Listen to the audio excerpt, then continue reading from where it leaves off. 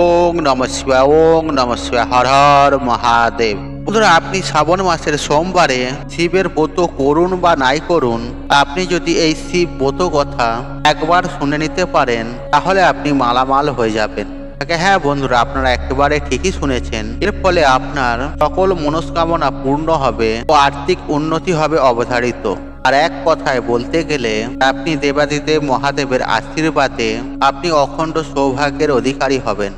হ্যাঁ বন্ধুরা, এই পবিত্র শ্রাবণ মাসে যদি আপনি ভগবান শিবের পুজো আরাধনা করার মনস্থির করে থাকেন তাহলে এই সোমবারে শিব ব্রত কথাটি অতি অবশ্যই শ্রবণ করুন, নচেত আপনার এই ব্রত অসম্পূর্ণ থেকে যাবে।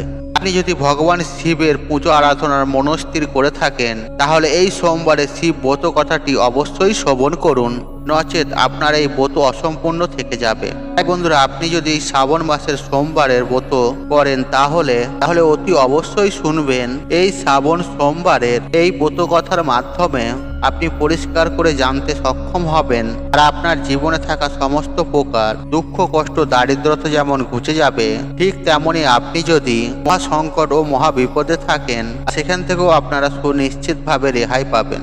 সেই সঙ্গে বন্ধুরা, এই শ্রাবণ সোমবারের ব্রত কথার মাধ্যমে আপনি পরিষ্কার করে জানতে সক্ষম হবেন এই শ্রাবণ মাসের সোমবার দিন দেবাদেবীদেব মহাদেবের পুজো আরাধনা করলে এবং এই ব্রত মহাত্ম্য কথাটি শ্রবণ করলে কি হয়। তাই বন্ধুরা, এই পবিত্র শ্রাবণ মাস চলাকালীন অন্তত পক্ষে একবার হলেও এই ব্রত কথাটি শ্রবণ করুন। আর সেই সঙ্গে একটি বিষয় আপনাদের মাথায় রাখতে হবে, আর আপনারা যখন এই ব্রত মাহাত্ম্য কথাটি শ্রবণ করবেন তখন এই ব্রত সম্পূর্ণ মাহাত্ম্য কথাটি অর্ধেক শুনে কখনোই ছেড়ে দেবেন না। আর আপনারা যদি এই সম্পূর্ণ ব্রত মাহাত্ম্য কথাটি শ্রবণ না করে ছেড়ে দেন তাহলে দেবাদিদেব মহাদেব যেমন রুষ্ট হবেন, ঠিক তেমনই আপনার জীবনে শুভ কিছু ফলের জায়গায় নিজের বিপদকে নিজেই ডেকে আনবেন। তাই আপনারা যদি আপনাদের মনস্কামনা পূর্ণ করতে চান, যদি চান দেবাদিদেব মহাদেবের আশীর্বাদের হাত আপনাদের মাথার উপরে থাকুক, তাহলে এই ব্রত কথাটি একটিবার হলেও শ্রবণ করুন। অনেকেই হয়তো আজকে শ্রাবণ সোমবারের ব্রত পালন করছেন।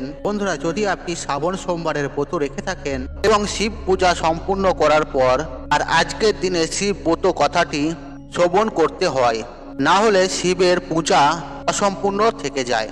বন্ধুরা, এই ব্রত কথার মাধ্যমে আপনি পরিষ্কারভাবে জানতে সক্ষম হবে যে আজকের দিনে শিব পূজা করলে আসলে কি হয়। তাই শিব পূজার পূর্বে এই ব্রত কথাটি অবশ্যই শ্রবণ করুন এবং ভগবান শিবের পুজো সম্পূর্ণ হয়ে যাওয়ার পর আরও একবার এই ব্রত কথাটি শ্রবণ করুন। বন্ধুরা, আমি আশা করছি আপনাদের এই ব্রত কথাটি ভালো লাগবে। তাই বন্ধুরা, এই ব্রত কথাটি শুরু করছি। তার আগে আপনাদের বলি, আপনারা মনের ভক্তি রেখে শ্রদ্ধা রেখে কমেন্ট বক্সে ওং নমঃ শিবায় লিখে কমেন্ট অবশ্যই করবেন। এতে বাবা মহাদেবের আশীর্বাদ সদা সর্বদাই আপনার উপরে থাকবে এবং তার সাথে সাথে আপনার বিশেষ কিছু মনস্কামনা পূর্ণ হবে বাবা মহাদেবের আশীর্বাদে। বন্ধুরা, শুরু করছি দেবাদিদেব মহাদেবের শ্রাবণ সোমবারের শিব ব্রত কথা। ওং নমঃ শিবায়, ওং নমঃ শিবায়, ওং নমঃ শিবায়। পুরাকালে অমরপুর নামে একটি নগরে একটি ধনী ব্যবসায়ী বসবাস করতেন। দূর দূরান্তে তার নাম যশ ব্যবসা ছড়িয়ে পড়েছিল। ঐশ্বর্য, যশ, মান, সম্মান সমস্ত কিছু থাকা সত্ত্বেও সেই ব্যবসায়ীটা ছিল একদম দুঃখী মানুষ, কারণ তিনি ছিলেন নিঃসন্তান।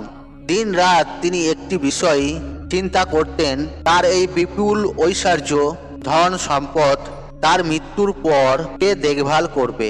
তাই সন্তান লাভের আশায় তিনি সমস্ত কিছুই করতে রাজি ছিলেন। আর তিনি একদিন জানতে পারলেন শ্রাবণ মাসের সোমবার দিন যদি ভক্তি ও নিষ্ঠা সহকারে দেবাদিদেব মহাদেবের আরাধনা করা হয় তাহলে ভোলানাথ শিব ভক্তের সকল মনোকামনা পূরণ করেন। যথাবিধি মেনে সন্ধ্যেবেলায় তিনি শ্রাবণ মাসের সোমবার দিন ভগবান শিবের অত্যন্ত নিষ্ঠা ও ভক্তি সহকারে পুজো করলেন। একবার নয়, শ্রাবণ মাসে প্রত্যেক সোমবার দিন তিনি আবার পূজায় নিজেকে নিয়োজিত করলেন। ব্যবসায়ীটি নিষ্ঠা ও ভক্তি দেখে শিব জয়া পার্বতী শিবজিকে বললেন, হে পান্নাথ, এই ব্যবসায়ী আপনার একজন সত্যিকারের ভক্ত। শ্রাবণ মাসের প্রত্যেকটি সোমবার দিন সে যথা বিধি মেনে আপনার পুজো করছে। তাই এই ব্যবসায়ীর মনোকামনা আপনার অবশ্যই পূরণ করা প্রয়োজন। ভগবান শিব দেবী পার্বতী কথা শুনে প্রথমে সামান্য হাসলেন, তারপর বললেন, হে পার্বতী, এই সংসারে সমস্ত ব্যক্তিকেই নিজের কর্ম অনুসারে ফল প্রদান করা হয়ে থাকে। মানুষ যেমন কর্ম করবে ঠিক তেমনই তার ফল পাবে। ভগবান শিবের এই কথা শোনার পরেও পার্বতীজি অত্যন্ত আগ্রহসহ হয়ে বললেন, আপনাকে কিন্তু আপনার এই ভক্তের অবশ্যই মনোকামনা পূরণ করতে হবে, কারণ আপনার এই ভক্ত অন্য 5 জনের থেকে অনেকটাই আলাদা। শ্রাবণ মাসের প্রত্যেকটা সোমবার দিন সে যথাবিধি মেনে আপনার পুজো করছে। আপনার পুজো সম্পূর্ণ করার পরই সে ভোজন গ্রহণ করছে। আপনাকে এই ব্যক্তির সন্তান প্রাপ্তির মনোকামনা অবশ্যই পূরণ করতে হবে। দেবী পার্বতীর এতই আগ্রহ ও অনুরোধ দেখে ভগবান শিবজি না করতে পারলেন না। তিনি বললেন, ঠিক আছে, আমি এই ব্যবসায়ীটিকে সন্তান প্রাপ্তির বরদান করছি, কিন্তু তার এই সন্তান 16 বছরের অধিক জীবিত থাকবে না। শ্রাবণ মাসের শেষ সোমবার ব্রত শেষ হওয়ার পর সেই ব্যবসায়ীটি সেই রাত্রে ভগবান শিবের স্বপ্নে দর্শন করলেন। স্বপ্নে ভগবান শিবজি তাকে পরিষ্কার করে জানালেন তাকে পুত্র সন্তানের বরদান তিনি করছেন, তবে তার এই পুত্র 16 বৎসর পর্যন্ত কেবল জীবিত থাকবে। ভগবান শিবের কাছ থেকে এই বরদান পেয়ে ব্যবসায়ী খুশি তো হলেন, তবে পুত্র যেহেতু অল্পায় নিয়ে জন্মগ্রহণ করবে তার জন্য চিন্তিত হলেন। বেশ কয়েক মাস পর তার একটি ফুটফুটে সুন্দর পুত্র সন্তান জন্ম নিল। ব্যবসায়ীটির ঘর খুশিতে ভরে গেল। যথেষ্ট ধুমধামের সঙ্গেই এর জন্য উৎসবের আয়োজন করা হলো, কিন্তু ব্যবসায়ীটি খুব একটা খুশি ছিলেন না, কারণ তার এই পুত্র যে অল্পায়ু হিসেবে জন্মগ্রহণ করেছেন তিনি এতদিন পর্যন্ত রহস্যই রেখেছেন। ঘটনার চক্করে সেই পুত্র সন্তানের নামকরণ করা হলো অমর নামে। ছোটবেলা থেকেই তাকে দান, ধ্যান, তপ এবং পুজো অর্চনা শেখানো হলো। আর ব্যবসায়ীটি প্রত্যেক বছর শ্রাবণ মাসের সোমবারের ব্রত সঙ্গে সঙ্গে পুরো সোমবার ব্রত রাখতে শুরু করলেন। এরপর ব্যবসায়ীটির ছেলে অমরের বয়স যখন 12 বৎসর হলো, তখন ব্যবসায়ীটি তাকে শিক্ষা প্রদানের উদ্দেশ্যে তার মামার সঙ্গে বারাণসীতে পাঠালেন এবং যাবার সময় বলে দিলেন, যেই স্থানেতে শিব মন্দির দেখতে পাবেন সেখানেই ভগবান শিবের পুজো করবেন এবং ওই স্থানে দিন দুঃখী মানুষ এবং ব্রাহ্মণকে ভোজন করাবেন। এইভাবে মামা ভাগ্নে বারাণসীতে যাওয়ার পথে একটি নগরে প্রবেশ করলো। যেদিন প্রবেশ করলো সেই দিন সেই নগরের রাজার মেয়ের বিয়ে। তবে যে রাজার ছেলে মেয়েকে বিয়ে করতে এসেছে সেই রাজার ছেলের এক চোখ ছিল অন্ধ, আর এই বিষয়টি সে গোপন রেখেছিল। পথের মধ্যে সেই ব্যবসায়ীটির সুন্দর ছেলেটিকে দেখতে পেয়ে সেই রাজার এক কুবুদ্ধি জাগ্রত হলো। তার এই অন্ধ ছেলেটির পরিবর্তে সে এই ব্যবসায়ীটির ছেলেটিকে নিজের ছেলে হিসেবে পরিচয় দেবে। তারপর বিবাহ শেষ হয়ে গেলে এই ব্যবসায়ীটির ছেলেটিকে তাড়িয়ে দিয়ে সেই রাজ্যের রাজার মেয়েটিকে নিজের রাজ্যে নিয়ে যাবে। প্রাণের ভয়ে ব্যবসায়ীটির ছেলেটি সেই সময় মুখে কিছু না বললেও বিবাহের পর রাজকুমারীর শাড়ির আঁচলে সুযোগ বুঝে লিখে দিয়ে যায় যে তোমার সঙ্গে তো আমার বিবাহ হলো, কিন্তু বিয়ের পর যে রাজকুমারের সঙ্গে তোমাকে নিয়ে যাওয়া হবে সেই রাজকুমারের আসলে এক চোখ অন্ধ। আমি তো বারাণসীতে শিক্ষা গ্রহণ করতে যাচ্ছি। বিবাহ সম্পূর্ণ হওয়ার পর পরের দিন সেই ব্যবসায়ী পুত্রকে তাড়িয়ে দেওয়া হয়, কিন্তু রাজকুমারী যেহেতু আসল সত্য জেনে ফেলেছে তাই সে রাজার অন্ধ পুত্রের সঙ্গে যেতে রাজি হয় না। ব্যবসায়ী পুত্র অমরকে নিজের স্বামী মনে করে তার জন্য প্রতিজ্ঞা করতে থাকে। অন্যদিকে অমর এবং তার মামা শেষ পর্যন্ত বারাণসীতে উপস্থিত হন। সেখানে 4 বৎসর ধরে অমর শিক্ষা গ্রহণ করে।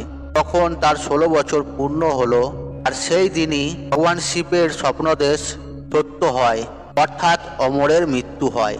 ছেলের মৃত্যুর সংবাদ পেয়ে সেই ব্যবসায়ী এবং তার স্ত্রী অন্ন গ্রহণ পরিত্যাগ করে।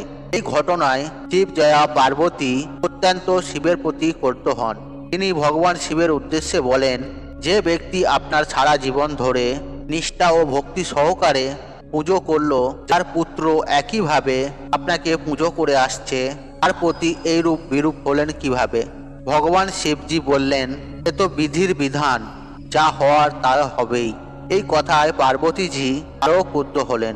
তিনি বললেন, তাহলে কি ভক্তির কোনো অর্থ নেই? এরপর থেকে তো কোনো ব্যক্তি আর ভক্তির প্রতি বিশ্বাস রাখবে না। ভগবান শিবজি দেবী পার্বতী এই রূপ আগ্রহ দেখে শেষ পর্যন্ত সেই ব্যবসায়ীর পুত্র অমরকে জীবিত করলেন। ব্যবসায়ীর পুত্র অমর শিক্ষা সমাপ্ত হওয়ার পর যখন নিজের বাড়ি ফিরতে শুরু করলেন, সেই সময় পথের মধ্যে প্রতীক্ষারত রাজকুমারী এবং রাজার বিপুল ধন সম্পদ নিয়ে নিজের নগরে প্রবেশ করলেন। ভগবান শিবজি সেই ব্যবসায়ীটিকে আবার স্বপ্নে দেখা দিলেন এবং দেখা দিয়ে বললেন, তোমার ভক্তি ও নিষ্ঠায় আমি অত্যন্ত প্রসন্ন হয়েছি, তাই বিধাতার বিধির লেখন শেষ পর্যন্ত আমাকে বদলাতে হয়েছে। তোমার মতনই এইরূপ কোনো ব্যক্তি যদি আমার প্রতি পূর্ণ বিশ্বাস রেখে নিষ্ঠা ও ভক্তি সহকারে শ্রাবণ সোমবারের ব্রত রাখে, ব্রত সমাপ্তির পর শ্রাবণ সোমবারে এই ব্রত কথা শ্রবণ করে, তাহলে নিশ্চিতই তার মনের সমস্ত ইচ্ছা পূরণ হবে। তাই শ্রাবণ মাসের প্রত্যেকটি সোমবার ভগবান শিবের ব্রত রাখার চেষ্টা করুন এবং ব্রত সমাপ্তির পর এই ব্রত কথাটি অবশ্যই শ্রবণ করুন। বন্ধুরা, এর ফলে আপনাদের যাবতীয় মনস্কামনা পূর্ণ হবে স্বয়ং দেবাদিদেব মহাদেবের কৃপা আশীর্বাদে এবং বাবা মহাদেবের সান্নিধ্য লাভ করতে পারবেন। বন্ধুরা, তাই আজকের মতন বিদায় নিলাম। আশা করি ভিডিওটি দেখে উপকৃত হয়েছেন। তবে ভিডিওতে একটি লাইক করুন, একটি কমেন্ট করুন, একটি শেয়ার করুন এবং বন্ধুবান্ধব আত্মীয়জনদের সাথে শেয়ার অবশ্যই করুন। মনে রাখবেন, আপনার একটি শেয়ার অনেক মানুষকে উপকৃত করে তুলতে পারে। আর আপনি যদি আমার চ্যানেলে নতুন হয়ে থাকেন তাহলে চ্যানেলটি অবশ্যই সাবস্ক্রাইব করুন এবং পাশে থাকা নোটিফিকেশন অন রাখুন, কারণ এই রূপ নিত্য নতুন ভিডিও সবার আগে দেখার জন্য। ঈশ্বর আপনার মঙ্গল করুক, আপনি সুস্থ থাকুন, নিরোগ থাকুন ও আপনার দিন মঙ্গলময় হোক। ওং নমঃ শিবায়, ওং নমঃ শিবায়, ওং নমঃ শিবায়।